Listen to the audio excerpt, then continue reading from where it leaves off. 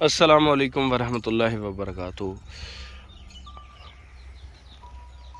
आज बरोज़ सोमवार हम भाई मोहम्मद अफजल साहब के फार्म पे मौजूद हैं।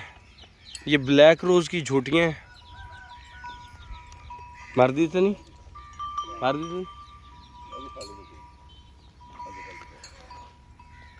ये पहला सुआ है जी, माशाल्लाह तैयार है।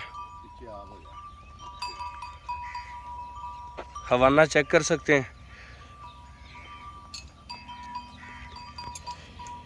इसका दूसरा सुआ है जी।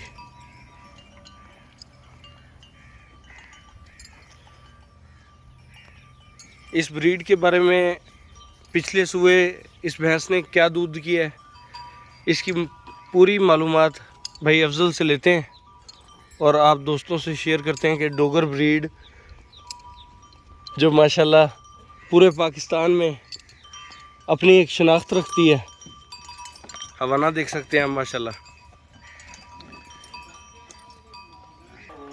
ये माशाल्लाह पैलन है जी, तैयारी आप देख सकते हैं। अच्छी ब्रीड खुद बताती है कि मैं किसी अच्छे ब्रीडर बुल का रिज़ल्ट हूँ। भाई अफजल से पूछते हैं जी। अस्सलाम वालेकुम। वालेकुम सलाम। अफजल भाई की हाल है, ठीक हो? अल्हम्दुलिल्लाह। माशाल्लाह तुहाडे कोल छोटियां ब्लैक रोज़ दियां भी ने, इस तो इलावा बाबर 3 दे बच्चे, बादल दे बच्चे, काफ़ी बच्चे तुहाडे कोल आए ने। तो इस ब्रीड दे बारे थोड़ी जी मालूमात दिओ जी। ये दो झोटियां ਕੱਟੀ ਪੈ ਗਈ ਥੱਲੇ ਉਹਦੇ ਵੇਖੀ ਨਹੀਂ ਤਾਂ ਨੂੰ ਤੇ ਬਾਕੀ ਝੋਟੀਆਂ ਕੁਝ ਜਿਹੜੀਆਂ ਨੇ ਉਹ ਬਾਦਲ ਦੀਆਂ ਨੇ ਤੇ ਕੁਝ ਝੋਟੀਆਂ ਜਿਹੜੀਆਂ ਨੇ ਬਾਬਰ 3 ਦੀਆਂ ਨੇ। ठीक है। ਇਹ ਜਿਹੜੀ ਦੋ ਝੋਟੀਆਂ ਜਿਹੜੀਆਂ ਸੂਈਆਂ ਨੇ ਇਹ ਦੋਵੇਂ ਇੱਕ ਦੂਸਰੇ ਵਾਰੇ ਆ, ਇੱਕ ਪਹਿਲੇ ਵਾਰੇ ਆ। ठीक है। ਪਹਿਲੇ ਵਾਰੇ ਵਾਲੀ ਕੋ ਦੁੱਧ ਇਸ ਟਾਈਮ 18 ਤੋਂ 20 ਕਿਲੋ ठीक है। ਤੇ ਇਹ नॉर्मल रूटीन है। ਆਮ ਰੂਟੀਨ ਨਾਲ ਕੋਈ ਸਾਡਾ ਮੁਕਾਬਲੇਬਾਜ਼ੀ ਵਾਲਾ ਕਿਸੇ ਨਾਲ ਕੋਈ ਨਹੀਂ ਹੁੰਦਾ। ਆਮ ਰੂਟੀਨ ਨਾਲ ਜੱਟ ਬੰਦੇ ਆ, ਪੱਠੇ ਪਾਏ ਤੇ ਚੋਲੀਆਂ। ठीक है। ਤੇ ਆ ਦੂਸਰੀ ਝੋਟੀ ਜਿਹੜੀ ਆ ਉਹ ਦੂਸਰੇ ਬਾਰੇ ਆ। ਉਹਦੇ ਕੋਲ ਤਕਰੀਬਨ ਦੁੱਧ ਰਹਿ ਗਿਆ ਆ ਆਪਣਾ 24 ਤੋਂ 25 ਕਿਲੋ।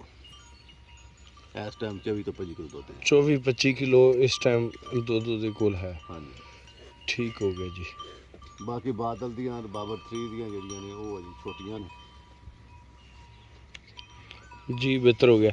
तो ये ना कटियां दे बारे च भी कटियां दे बारे च दसोगे? ਇਹ ਕੱਟਾ ਜਿਹੜਾ ਜੀ ਇਹ ਬਾਦਲ ਦਾ ਹੈ, ਆਪਣਾ ਬਾਬਰ 3 ਦਾ ਹੈ।